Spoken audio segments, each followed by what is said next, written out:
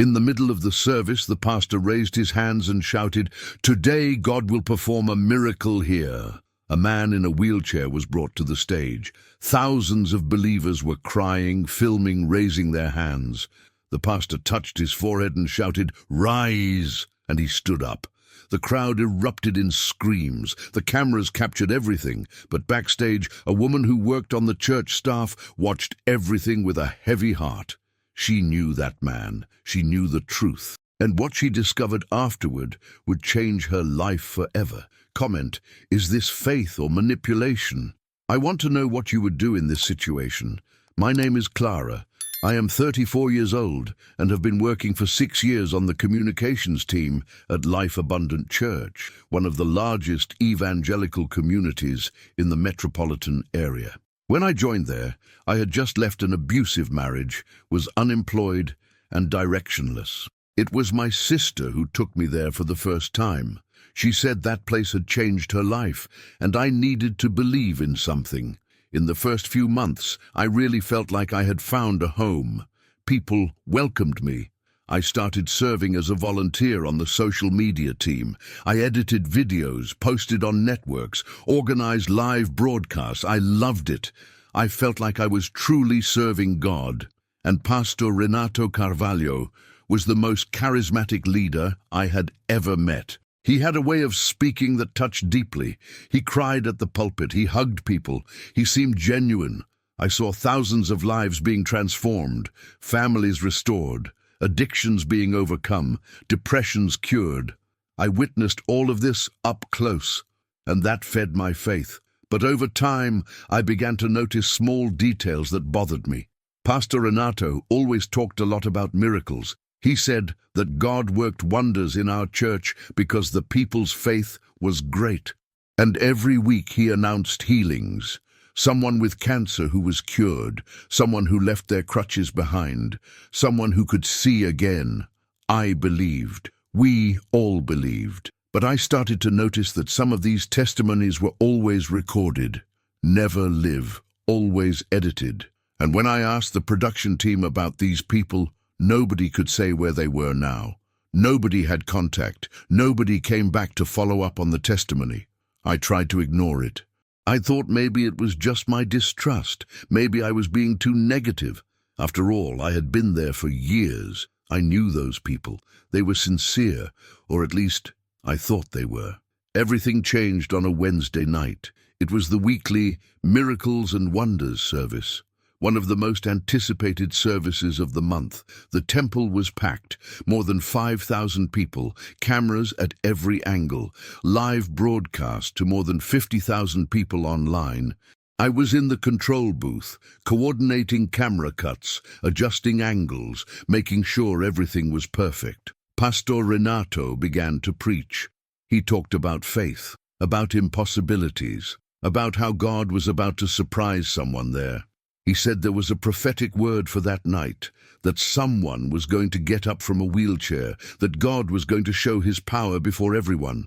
The crowd started praying out loud, hands raised, eyes closed, tears streaming down.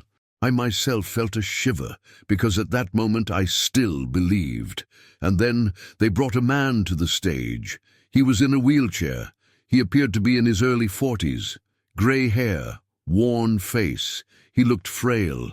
2 people from the deacon team pushed him to the center of the stage, right under the spotlights. Pastor Renato approached him. He placed his hand on his head. He began to pray out loud. The crowd erupted in screams. Hallelujah, glory to God, I believe. I was in the booth, switching between cameras. Camera 1 on the man's face, camera 2 on the pastor, camera 3 on the crowd. Everything calculated, everything rehearsed, or at least that's what I thought. The pastor shouted, "In the name of Jesus I command, rise and walk," and the man stood up. He got to his feet. He took 2 steps, then 2 more. And then he began to walk across the stage, raising his arms, smiling, crying. The crowd went wild. People fell to their knees, others fainted. There was collective emotional chaos, and I, there in the booth with tears in my eyes, captured every second of it. It was beautiful. It was powerful. It was real. After the service, while I was organizing the video files to edit and post on social media, one of the sound technicians came into the room. His name was Marcelo. He was a serious, quiet guy who had been working there longer than me. He never talked much, but that night he looked at me with a strange expression. "Clara, do you know that man in the wheelchair?" he asked. "No." "Why?" I replied, still working on the files. He hesitated. Then he sighed. "I've seen him before." My heart raced. I don't know why. Maybe because something inside me already suspected. "Where?" I asked, trying to keep my voice calm. "At another service. About 3 months ago. He was on the support team, helping to organize chairs, walking normally." I stopped typing. I turned to him. "Are you sure?" "Absolutely," Marcelo said, his voice low. "I remember his face. And more. I saw him leaving through the back after the service today. He was walking normally. No wheelchair. Nothing." I felt nausea rising. I tried to rationalize. Maybe it was someone else. Maybe Marcelo was confused. Maybe... But I knew it wasn't. I knew something was wrong. That night, I couldn't sleep. I kept tossing in bed, remembering every detail. The man's face, the way he stood up, the rehearsed reaction, and especially why didn't anyone from the leadership mention that he already attended the church? Why didn't he give a longer testimony? Why did he disappear so quickly after the service? The next day, I arrived early at the church. I went to the member registration room. I had access to the system because I needed to get information to create personalized content. I searched for the man's name. Nothing. I searched by photo. Nothing. He wasn't registered as a member. This was strange, very strange. So I decided to do something I knew I shouldn't. I entered Pastor Renato's office when he wasn't there. My heart was beating so hard I thought I was going to faint. I had never done anything like this, but something inside me needed to know the truth. I searched for papers, agendas, anything. And then, inside a locked drawer that I managed to open with a key that was hidden under a vase, I found a folder. Inside it there were several envelopes, and in one of them a list of names, and next to each name, an amount of money. One of the names was Ricardo Almeida, wheelchair miracle, for $3,000. My vision blurred, my hands trembled. I read it again, and I couldn't believe it. They paid that man, they paid him to fake it. I photographed that page with my cell phone. My hands were shaking so much that I had to take 3 photos until I got a clear one. Then I put everything back exactly as it was. I locked the drawer, I put the key back, and I left that room with my heart beating so hard I could feel it in my throat. I went back to my desk trying to act normally, but nothing about me was normal. I looked at my co-workers, at the assistant pastors, at the deacons, and I wondered how many of them know. How many are involved? Or is it only Pastor Renato who knows? I spent the rest of the day on autopilot. I edited videos. I answered messages. I posted content, but my mind was somewhere else. I couldn't stop thinking about that envelope, that name, that amount. 3,000 reais to fake a miracle, 3,000 reais to deceive 5,000 people who cried with emotion, 3,000 reais to manipulate the faith of thousands of believers who watched online. And the worst part, those people donated. After the miracle, Pastor Renato made an offering appeal. He said that God was moving that night and that whoever sowed with faith would receive double. People rushed to the envelopes. They deposited 50, 100, 200 reais. Some gave even more. I saw people taking money out of their pockets, from their cards, making transfers through their cell phones. And all of that was based on a lie. I felt dirty, complicit, because I had helped broadcast that. I had edited the video. I'd posted it on social media with the caption, "God is faithful. Witness the power of the miracle." Thousands of people commented, shared, cried along, and it was all fake. That night, I called my sister. She still attended the church, but didn't work there. I needed to talk to someone. But when I started to tell her, she cut me off. "Clara, you're tired. You're seeing things that aren't there. Pastor Renato is a man of God. He would never do that." "But I saw it," I insisted. "I saw the document, the man's name, the amount." "So what?" she said with growing irritation. "Maybe it's a stipend. Maybe he received it because he needed money for treatment." "You don't know everything, Clara. Don't touch the Lord's anointed." That phrase cut me like a knife. "Don't touch the Lord's anointed." It was the phrase I had heard hundreds of times at church. It was the phrase used to silence any questioning, to protect any leader, to shield any mistake. And at that moment I realized I was alone. I hung up the phone and cried. I cried with anger, with frustration, with fear, because I didn't know what to do. If I told someone from the leadership, they would fire me. If I made it public, no one would believe me. And if I stayed silent, I would be as guilty as they were. In the following days, I tried to keep my distance. I did my work. I avoided contact with Pastor Renato, but he noticed. One afternoon, he called me to his office. "Clara, is everything okay with you?" he asked with that warm smile I knew so well. "Yes, Pastor, everything's great," I lied. He looked me in the eyes, and for a brief second, I felt that he knew. "You are a very important person for this house," he said, leaning forward slightly. "You have access to many things, a lot of information, and I trust you. But sometimes, Clara, we see things we don't fully understand, and it's in those moments that we need to be careful." "Understand?" My blood froze. He knew. He knew I had seen something. "Pastor, I just want to serve God," I replied, trying to keep my voice steady. "And you do. Wonderfully," he said, smiling again. "But remember, God works in mysterious ways. Not everything needs to be understood. Not everything needs to be questioned. Faith is about trusting, not about investigating." I left that room with shaky legs. He didn't need to say it explicitly. The message was clear: stay quiet or there will be consequences. But I couldn't. I started observing more, paying attention to details, and the more I looked, the more I saw. I noticed that before each miracle service, Pastor Renato met with a man I didn't know, a man in a suit who wasn't a church member. He arrived discreetly, entered through the back door, and stayed locked in the pastor's office for hours. One day I followed that man when he left. I wrote down his license plate. I searched on the internet, and I discovered he owned a talent agency. My stomach turned. It wasn't just an isolated case. It was a planned operation, systematic. I decided I needed more evidence, because if I was going to expose this, I needed to be absolutely certain.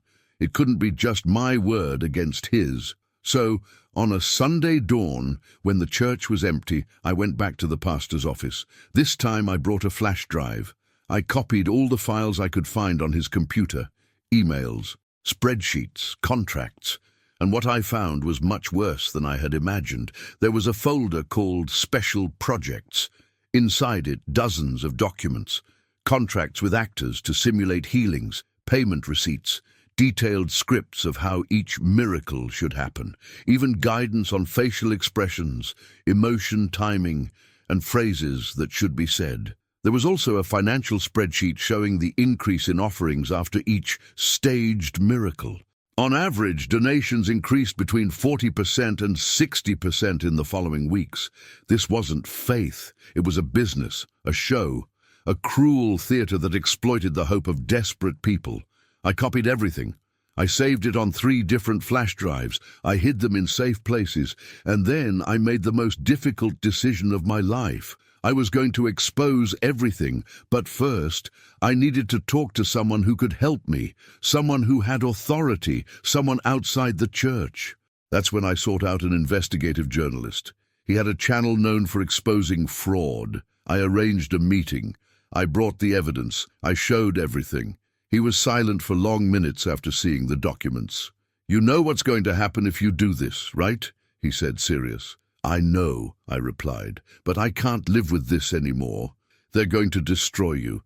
They'll say you're a dissident, a traitor. They'll make up lies about you. They'll use people's faith as a weapon against you." "I know," I repeated, my voice choked. But if I don't do anything, I'll destroy myself from the inside.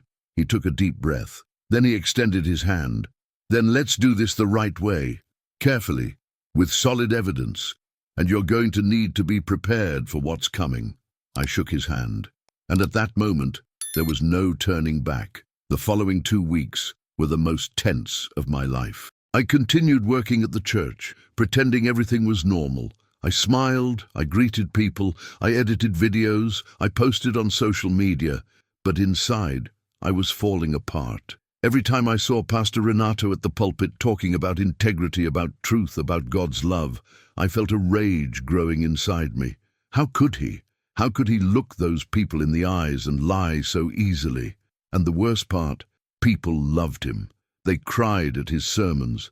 They donated money they barely had. They brought their children, their sick parents, their desperate relatives, believing there would be a miracle there. I saw elderly ladies handing over their savings, single mothers giving money that was meant for rent, unemployed young people offering in the hope that God would bless them financially, and all of that fed a machine of lies that enriched a single man.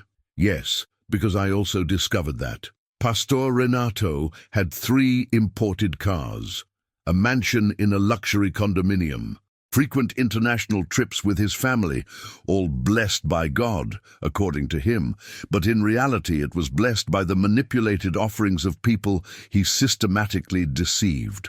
The journalist, whose name was Felipe, instructed me to continue acting normally. He said we needed more witnesses, more evidence, and especially we needed to find the actors who had participated in the stagings. That's when the most dangerous part of the plan began. Felipe got the contact information for the owner of the talent agency. He arranged a meeting disguised as a producer of a religious event, and he recorded everything. The man, not knowing he was being filmed, proudly explained how the scheme worked. "We provide trained actors to simulate healings," he said matter-of-factly. "Wheelchair, crutches, blindness, deafness, whatever the client needs. We rehearse beforehand, we do the briefing, and we charge per performance." The more realistic, the more expensive. Felipe asked how many religious clients he had. "Several," the man replied, laughing. "You have no idea how many churches do this. It's not illegal, you understand. It's entertainment, theater. People want to see miracles. We deliver the show." I watched that recording and felt like vomiting. To him, it was just a job. To Pastor Renato, it was a business. But to those people in the church, it was their hope being destroyed. Felipe also managed to track down Ricardo Almeida, the man in the wheelchair. It took weeks, but we finally found an address. I went along. I needed to hear him personally. When we knocked on the door, a simple-looking man answered. It was him. I recognized him immediately. He looked at us suspiciously. "What do you want?" he asked, already wanting to close the door. "Just to talk," Felipe said calmly, "about the work you did at Life Abundant Church." His face changed. He turned pale. "I don't know what you're talking about." "Ricardo," I said, stepping forward. "I worked there. I saw everything. I know you were paid. And I'm not here to judge you. I just want the truth." He hesitated. He looked around as if checking whether anyone was watching. Then he took a deep breath and let us in. Inside the simple house, he told us everything. Ricardo was an unemployed actor. He had worked in some theater plays, as an extra in soap operas, but was going through financial difficulties. When the agency called him to do that special job, he accepted without thinking much. "They told me it was just a performance," he explained, his voice low, "that the church wanted to create an inspiring moment, that no one would get hurt. I needed the money. My wife was sick. I had overdue bills. So I accepted." "Mal, did you know you were deceiving people?" I asked, trying not to sound accusatory. He lowered his head. "I tried not to think about it. I just did what they told me. I rehearsed the lines. I practiced the expressions. On the day, I was nervous. But when I got up from that wheelchair and saw people crying, screaming, falling to their knees..." He stopped. His voice choked. "I felt like the worst person in the world." "Why didn't you report it?" Felipe asked. Because I signed a confidentiality agreement. If I said anything, they would sue, and I had no way to pay for a lawyer. Besides, he looked at me, who would believe me? I was just an unemployed actor trying to bring down a famous pastor. I would be destroyed. He was right, and I knew it. That's why I was so afraid. But Ricardo agreed to record a statement, on the condition that his identity would be protected until the moment of disclosure. Felipe guaranteed we would do that. As Ricardo spoke on camera, recounting every detail of the scheme, I felt a mixture of relief and dread. Finally, we had concrete evidence, documents, recordings, witnesses, but I knew hell was about to break loose. We returned to Felipe's newsroom. He had a small but dedicated team. They began to assemble the story. They checked every piece of information. They validated every document. They looked for other actors who had participated in similar stagings, and they found them. 3 more people, each with their story, each receiving between 2,000 and 5,000 reais to fake miracles. One of them was a woman who had regained her vision, another, a man who had been cured of cancer, and the third, a young woman who had abandoned drugs instantly during a service. All lies, all paid for, all orchestrated. Meanwhile, at the church, I noticed that Pastor Renato was suspicious. He watched me more. He asked indirect questions. He requested detailed reports of my work. I knew he was trying to find out if I was involved in something. One night, after a service, he called me to his office again. This time, he wasn't alone. There were 3 other assistant pastors with him, all serious, all looking at me in a way that made me tremble. "Clara," Pastor Renato began, with a different tone, colder. "It has come to my attention that you've been asking questions, talking to people outside the church, accessing files without authorization." My heart raced. "Pastor, I don't know what you're talking about," I lied, trying to stay calm.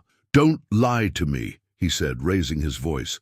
"I know you entered my office. I know you copied files, and I know you're conspiring against this house." I felt my legs weaken, but I couldn't show weakness. "I just wanted to understand some things," I said, my voice trembling.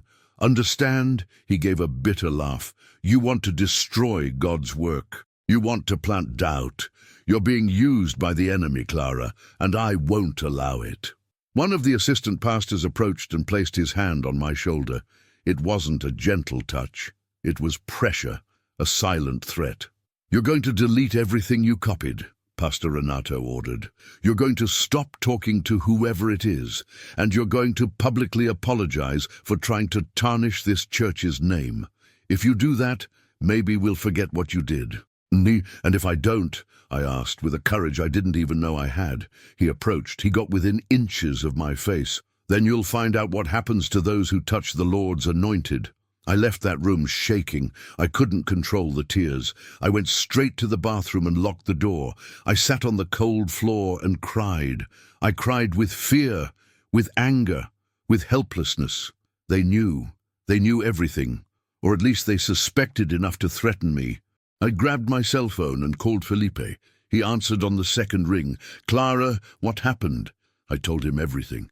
Between sobs, I recounted every word, every look, every veiled threat. "You need to get out of there," he said, serious. "Now! Don't go back. They might do something worse. But I can't just disappear. They'll know I'm up to something." "They already know, Clara, and you're not safe. Get your things and leave. Now." I knew he was right. But I was so scared I could barely think straight. I washed my face, I took a deep breath, and I did what he said. I grabbed my purse, my personal laptop, and left through the back door. I didn't say goodbye to anyone. I didn't tell anyone. I simply left. That night I stayed at the house of a friend who didn't attend the church. I told her an abbreviated version. She took me in without asking much, and for the first time in weeks, I managed to sleep a few hours.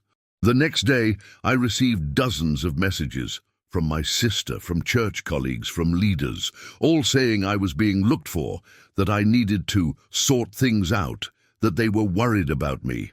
But I knew it wasn't concern, it was control. I ignored all the messages. Felipe called me. The story was almost ready. Just a few final adjustments were needed. He said he was going to publish it in 3 days, and he warned me I needed to be prepared for chaos. When this comes out, Clara, your life is going to turn upside down. You're going to be attacked. They'll make up lies about you. They'll try to destroy your reputation, but you need to stay strong. You did the right thing. I wanted to believe it, but I was terrified. In the following days, I started receiving strange messages, unknown numbers. You're going to regret this. Traitor, God will judge you. You sold your soul. Someone from the church had leaked my number. Or worse, they themselves were coordinating it. I blocked them. I blocked everything, but the messages didn't stop. And then, on the eve of the story's publication, something worse happened. My sister showed up at the house where I was staying. She was furious.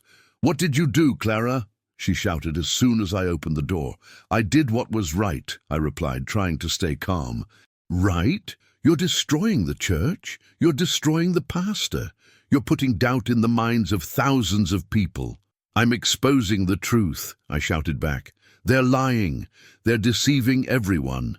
"You don't know anything," she said, with tears streaming down.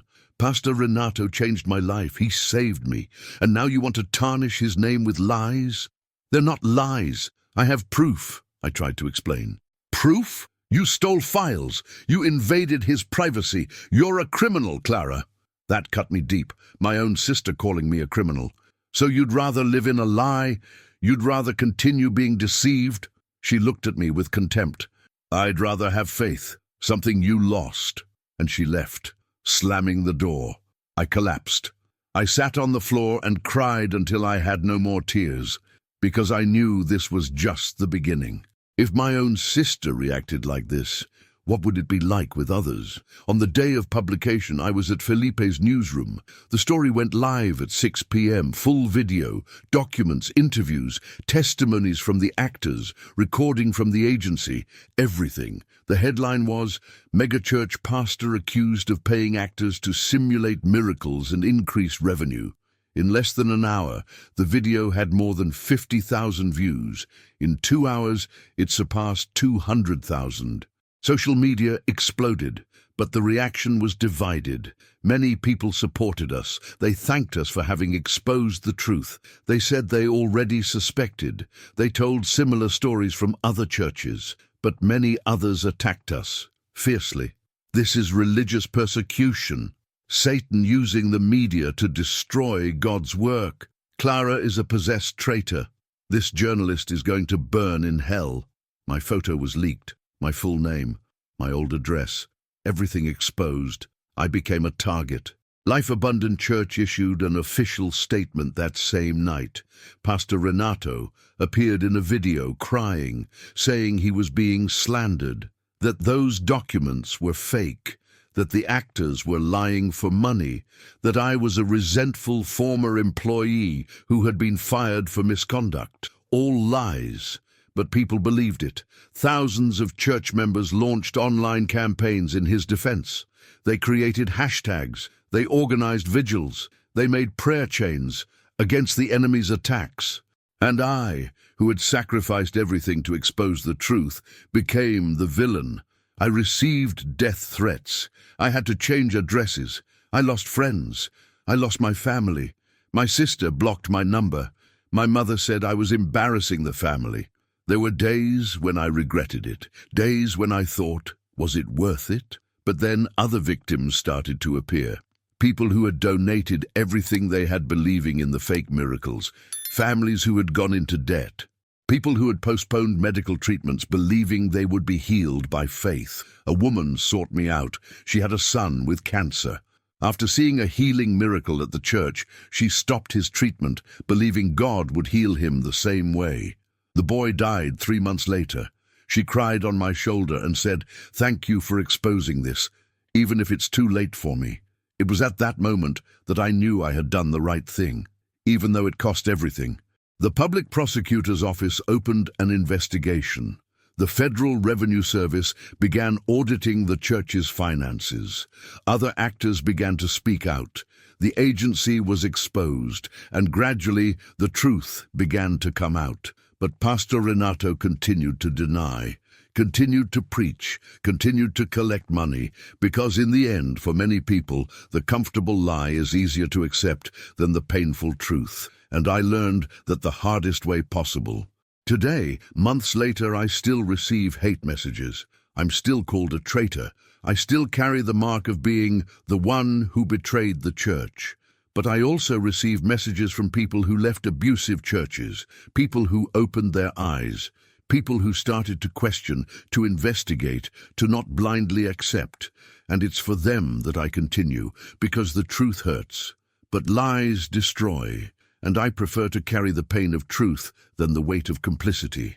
In the months following the story's publication, my life transformed into a constant battle. I no longer had a job. I no longer had a church. I no longer had close family. I was alone, living off help from friends and doing small freelance jobs to survive. But while I struggled to rebuild my life, the case continued to gain immense proportions. The public prosecutor's investigation brought to light much more than I had imagined. It wasn't just the fake miracles. There was a much larger scheme. Misappropriation of tithes and offerings, shell companies in the names of the pastor's relatives, properties purchased with church money registered in the names of straw men, money laundering, tax evasion. Pastor Renato Carvalho's empire was crumbling, but he wasn't going to fall alone. One afternoon, I received a call from an unknown number. I hesitated, but answered. Clara? A male voice, trembling. Who is this? My name is Daniel. I was an assistant pastor at Life Abundant Church. I need to talk to you. My heart raced. I didn't know if it was a trap or an opportunity. About what? I asked, cautious. About everything. About what really happens there. I can't carry this alone anymore. I arranged a meeting in a public place. I brought Felipe with me. When Daniel arrived, he looked destroyed, deep dark circles, trembling hands, the face of someone who hadn't slept in days. He sat down and began to talk, and what he revealed was much worse than I expected. Daniel had worked at the church for 8 years. He was responsible for the administrative area, and during all that time, he saw things he never had the courage to question. I was blind, he said, his voice choked, or maybe I didn't want to see. But everything you exposed is just the tip of the iceberg. He told us that the fake miracles were just one of the strategies. There was also systematic emotional manipulation. Pastor Renato was trained in persuasion techniques. He studied behavioral psychology. He knew exactly how to touch people's weak points. He had dossiers, Daniel revealed, folders with detailed information about the most influential members, financial problems, health problems, marital crises, everything catalogued. And he used that in his sermons. He made it seem like it was a divine revelation, but it was actually information collected by cell group leaders. That made me sick. It wasn't just theater. It was planned psychological manipulation. And there was more, Daniel continued. There were revenue targets, monthly, quarterly, annual, and if we didn't meet the targets, the pastor pressured the leaders. He said the lack of results was lack of faith. Some leaders even donated from their own pockets to not disappoint the pastor. Why did you never report it? I asked. He lowered his head. Because I was an accomplice. I signed the documents. I saw the money being diverted and turned a blind eye. I received my salary every month and thought everything was fine. Until... He stopped, his voice breaking. Until my daughter got sick. He took a deep breath, trying to control his tears. She had a heart problem. She needed urgent surgery. I went to Pastor Renato to ask for a loan from the church, just an advance on my salary. He looked me in the eyes and said, Daniel, this is lack of faith. God will heal your daughter. You just need to believe. What happened? I asked, already knowing the answer would be painful. I waited, I prayed, I fasted. I took my daughter to the services. The pastor prayed for her several times, but she only got worse, until one night she had cardiac arrest. We managed to resuscitate her in time, but the doctor said if I didn't do the surgery immediately she would die. And then, I sold my car. I borrowed money from loan sharks. I did the surgery. She survived. But I was in debt. And when I returned to the church, you know what Pastor Renato said? I shook my head. He said I had failed the test of faith, that if I had trusted in God, He would have done the miracle. But because I resorted to medicine, I demonstrated unbelief, and because of that, God didn't act. Tears streamed down his face. It was at that moment I realized. He didn't care about my daughter. He didn't care about me. All that mattered was maintaining the narrative, maintaining control, keeping the money flowing. Daniel gave us documents, many documents, contracts, emails, financial spreadsheets, recordings of administrative meetings, everything he had kept over the years. I should have done this before, he said, but I was afraid of losing my job, afraid of being exposed, afraid of being excluded. But after I saw your courage, Clara, I knew I could no longer stay silent. Those pieces of evidence were delivered to the public prosecutor's office, and they accelerated the investigation even more. But meanwhile, Pastor Renato counterattacked. He hired a team of very expensive lawyers. He sued Felipe for defamation. He sued me for invasion of privacy and theft of documents. He sued the broadcaster that published the story. He was using the judicial system to try to silence us. And it worked, in part. Some media outlets became afraid to cover the story. Others gave space to the pastor's version, creating a false symmetry between truth and lies. But what he didn't expect was that his own victims would start speaking out. One by one, people began to seek out the public prosecutor's office. People who had been manipulated, deceived, exploited. A man who had sold his house to donate to the church because the pastor said God would bless him with a bigger house. It never happened. He ended up living on the streets. A woman who had been emotionally abused for years. She questioned some church practices and was publicly humiliated by the pastor, who called her Satan's servant in front of the entire congregation. A young man who had turned over his entire inheritance to the church, believing it would be an investment in God's kingdom. The money ended up in the pastor's offshore account. There were dozens of stories, dozens of destroyed lives, and each testimony was a stab to the heart. Because I knew I could have been one of them. If I hadn't found that document, if I hadn't had the courage to investigate, I would still be blind. I would still be being used. The court of public opinion remained divided, but justice was, little by little, turning against Pastor Renato. His assets were frozen, his accounts blocked. The church was temporarily closed for a complete audit. And he, who was once hailed as man of God, was now seen as under investigation for fraud, money laundering, and running a criminal organization. But he didn't stop. Even under investigation, he continued preaching. He used social media. He did live streams. He cried. He played the victim. He said he was being persecuted as Jesus was persecuted. And many still believed, because that's the saddest part of all this. No matter how much evidence you present, no matter how many testimonies emerge, there will always be those who prefer to believe the lie because the lie is comfortable. The lie doesn't demand change. The lie allows you to stay in your comfort zone. But the truth hurts. The truth forces you to face your own flaws, to recognize that you were deceived, and many people aren't ready for that, I understand, because I was one of them too. I also believed, I also defended, until the moment I could no longer ignore it. The months dragged on, and the pressure only increased, not just on Pastor Renato, but on me too. Living as a whistleblower was a burden I wasn't prepared to carry. I needed therapy. I started having panic attacks, constant nightmares. I dreamed I was back at the church, being judged by thousands of people. I would wake up sweating, heart racing, unable to breathe. Many times I thought about giving up, about disappearing, changing cities, starting over with another name. But whenever that urge came, I would receive a message from someone who had left an abusive church, from someone who had freed themselves from manipulation, from someone who said, "Thank you for being brave. You inspired me." And I continued. Even when I had no strength, the lawsuit against me progressed. Pastor Renato's lawyers were relentless. They accused me of invasion of privacy, breach of contract, defamation, moral damages. They demanded compensation of 1 million rees. 1 million. Money I would never have.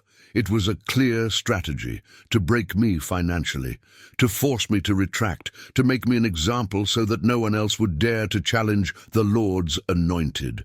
But I had something they didn't expect: a support network.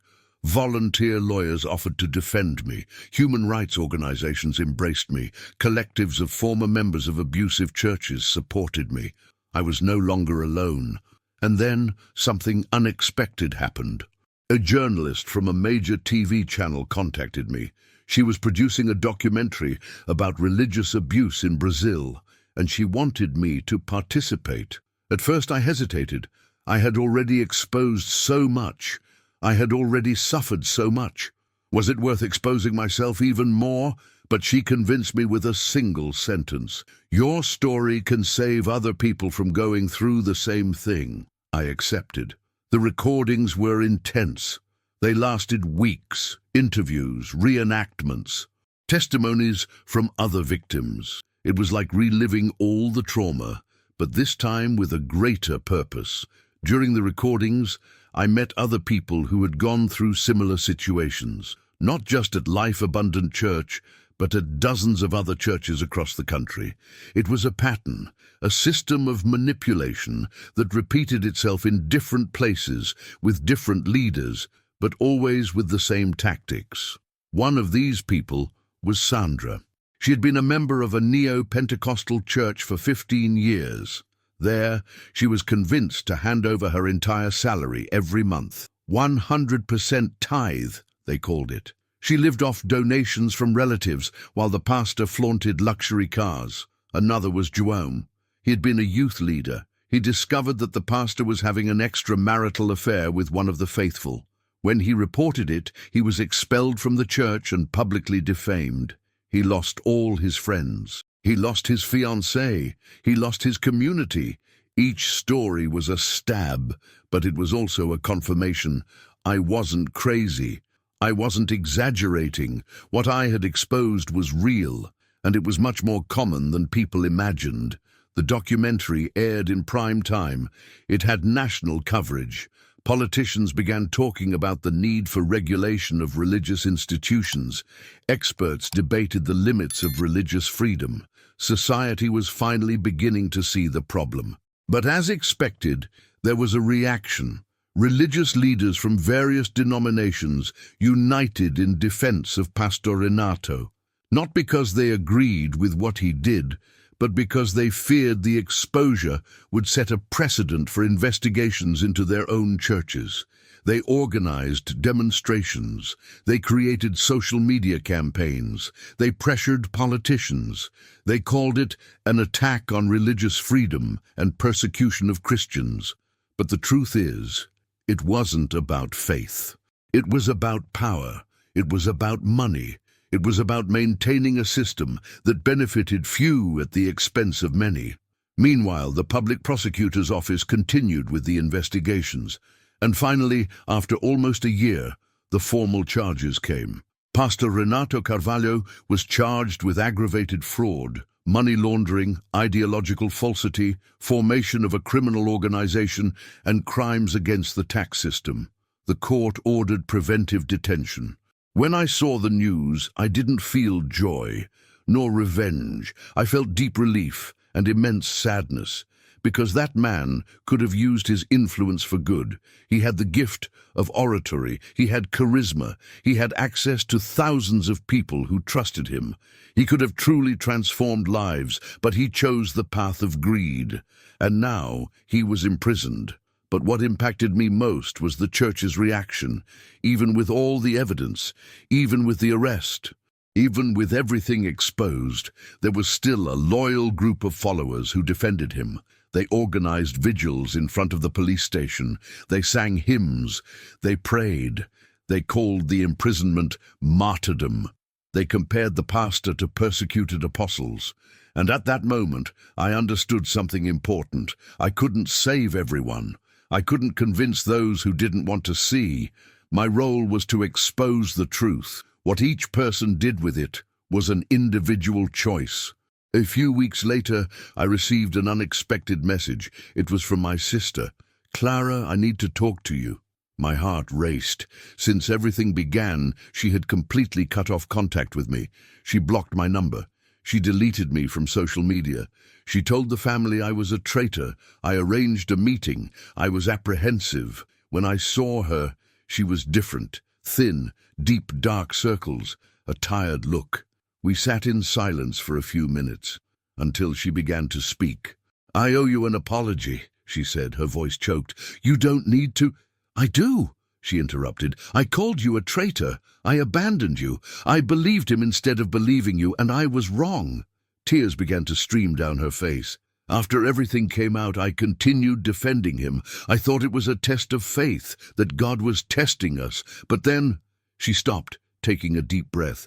"Then I started remembering things I ignored, things I justified. And I realized you were right all along." She took my hand. "I'm sorry, Clara. I'm sorry for not believing you. I'm sorry for judging you. And I'm sorry it took me so long to see the truth." I cried. I cried with relief. I cried with pain. I cried because finally someone I loved had come back. We spent hours talking. She told me how difficult it was to accept that she'd been deceived, how painful it was to realize she had dedicated years of her life, her money, her energy, to something built on lies. "I feel like an idiot," she said. "You're not an idiot," I replied. "You're human, and humans trust. Humans believe. And sometimes that trust is betrayed. It's not your fault. But I should have realized sooner, maybe. But you realize now, and that's what matters." We hugged, and in that embrace I felt something inside me beginning to heal. In the following months, other people from the church began to leave. Some sought me out, asking for forgiveness. Others simply disappeared, too ashamed to face what they had defended. Life Abundant Church collapsed. Without the pastor, without credibility, without money, it closed its doors. The building was auctioned to pay debts. Employees were fired, and that empire that seemed unshakable simply crumbled. But most importantly, people began to awaken, to question, to not accept everything blindly, and that perhaps was the greatest legacy of all this pain. 2 years had passed since the day Clara decided to expose the truth. 2 years of legal battles, threats, personal reconstruction, and finally, some peace. Pastor Renato Carvalho's trial was scheduled. It would be the conclusion of a story that had shaken thousands of lives. Clara woke up that morning with a heavy heart. It was the day she would have to be present in court, testify once again, relive everything she had tried to overcome. She looked at herself in the mirror and saw a different woman, stronger, more mature, marked by pain but not broken by it. She put on simple but dignified clothes. She grabbed her purse. She took a deep breath and left home. On the way to the courthouse, she remembered everything. The first day at church, the people she met, the faith she had, the moment when everything collapsed, the nights of crying, the threats, the losses, but also the victories, the people she helped, the lives that were saved by her courage. When she arrived at the courthouse, there was a crowd. On one side, Clara's supporters, people who had been victims of the pastor, former church members who had finally found the courage to speak, journalists, human rights activists. On the other side, there were still the faithful, those who believed the pastor was innocent, those who saw all of this as religious persecution. Clara entered through the side door, avoiding confrontation. Inside the courtroom, the atmosphere was tense. Pastor Renato was there, wearing a sober suit, with a serene expression. He didn't look like a man who had ruined lives. He seemed calm, confident, as if he still believed he would get away with it. The judge entered. Everyone stood, and the trial began. The prosecution presented the evidence, documents, contracts with the talent agency, Financial spreadsheets showing embezzlement, recordings, victim testimonies, everything meticulously organized. The defense tried to disqualify everything, said the documents were forged, that the witnesses were lying for money, that Clara was a resentful former employee, that the pastor was the victim of a conspiracy, but the evidence was irrefutable. One by one, the actors who participated in the stagings took the witness stand. Ricardo Almeida, the man in the wheelchair, spoke. His voice trembled, but he was firm. He recounted every detail, how he was hired, how he was rehearsed, how he received payment. The defense tried to intimidate him, asked aggressive questions, tried to confuse him, but he didn't waver. Then it was the turn of other victims. The woman whose son died because she stopped his cancer treatment believing in a fake miracle. She cried as she told her story. The entire courtroom fell silent. Even Pastor Renato lowered his head. There was testimony from the man who sold his house, from the woman who was publicly humiliated, from the young man who lost his inheritance. Each story was more painful than the last. And then it was Clara's turn. She climbed to the witness stand with trembling legs, but with her head held high. The prosecutor questioned her. She told her story, how she discovered the scheme, how she tried to report it, how she was threatened, how she lost everything. The defense tried to attack her, called her an invader, a thief, a liar. But Clara didn't falter. She answered every question firmly, with dignity, with the truth. When she finished, she looked directly at Pastor Renato. He looked away. At that moment, Clara knew she had won, not in the sense of revenge, but in the sense that the truth had prevailed. She had done what was right, and now justice would take its course. The trial lasted 3 days. On the last day, it was Pastor Renato's turn to defend himself. He took the stand and began to speak. His voice was the same, charismatic, engaging. He denied everything, said he was innocent, that he was being persecuted by spiritual forces of darkness, that this was a test of faith. Some people in the audience cried, others shook their heads in disapproval.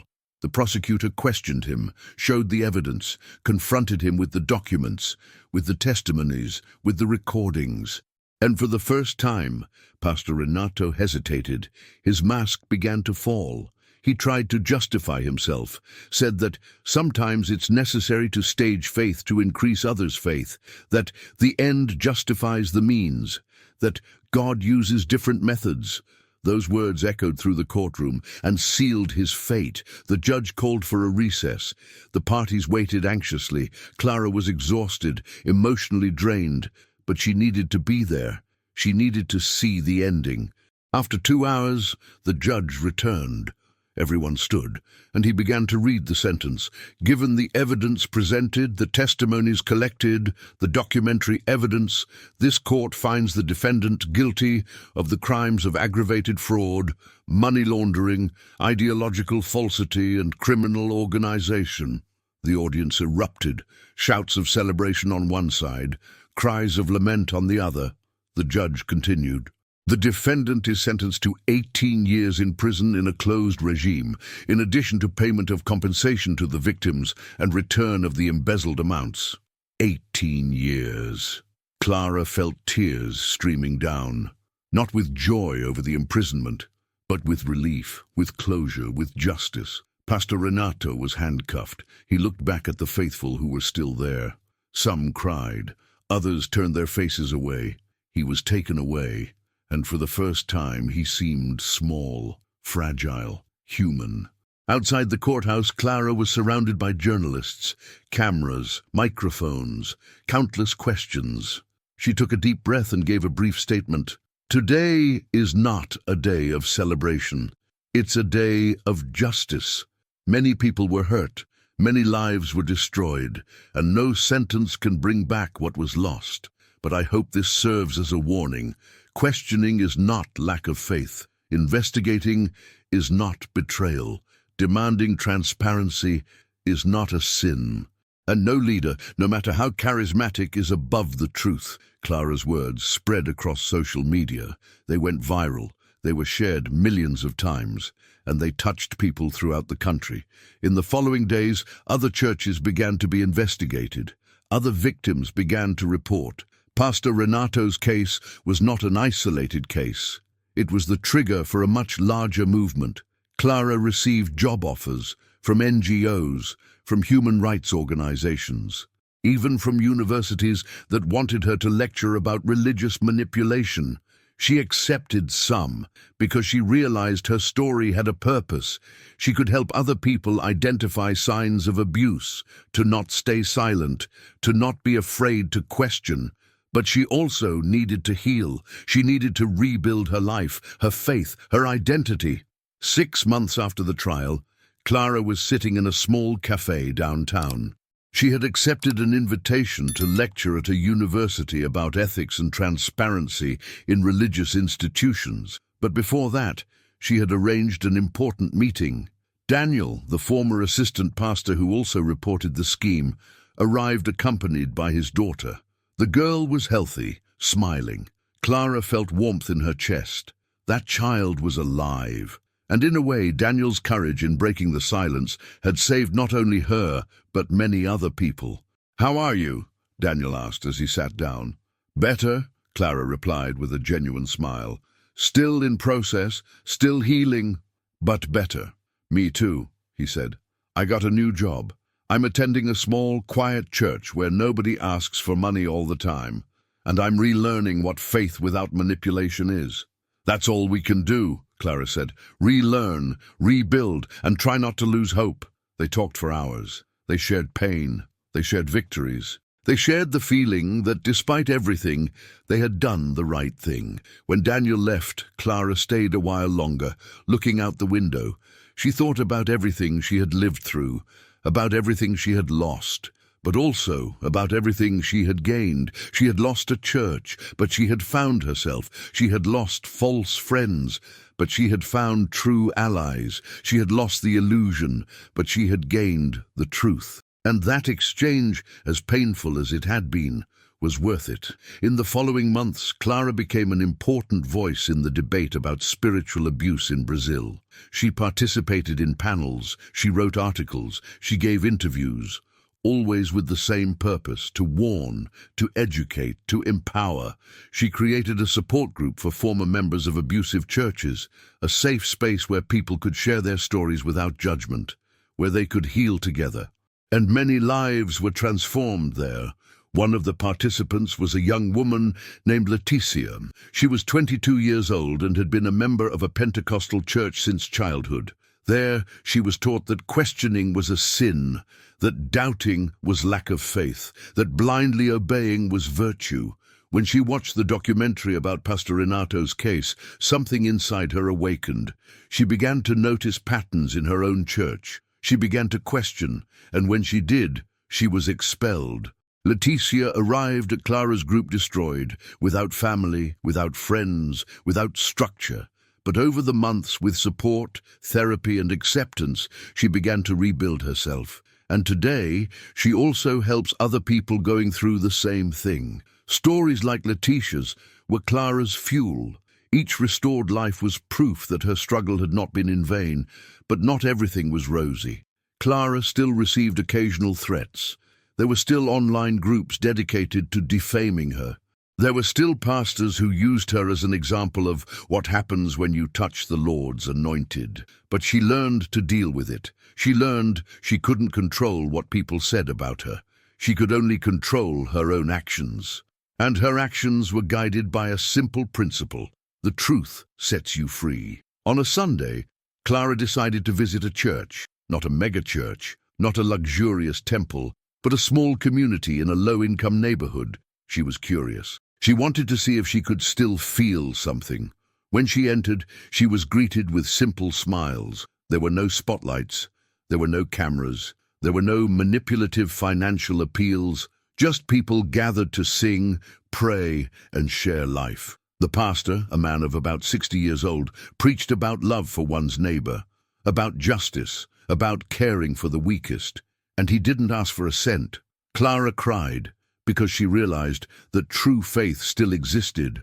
It had just been overshadowed by charlatans. But there were still genuine people. There were still healthy communities. There was still hope. After the service, the pastor approached her. "You're Clara, aren't you?" he asked gently. She nodded, a bit apprehensive. "I wanted to thank you," he said, extending his hand. "What you did was courageous and necessary. Because of people like you, we, true pastors, can continue doing our work with more credibility.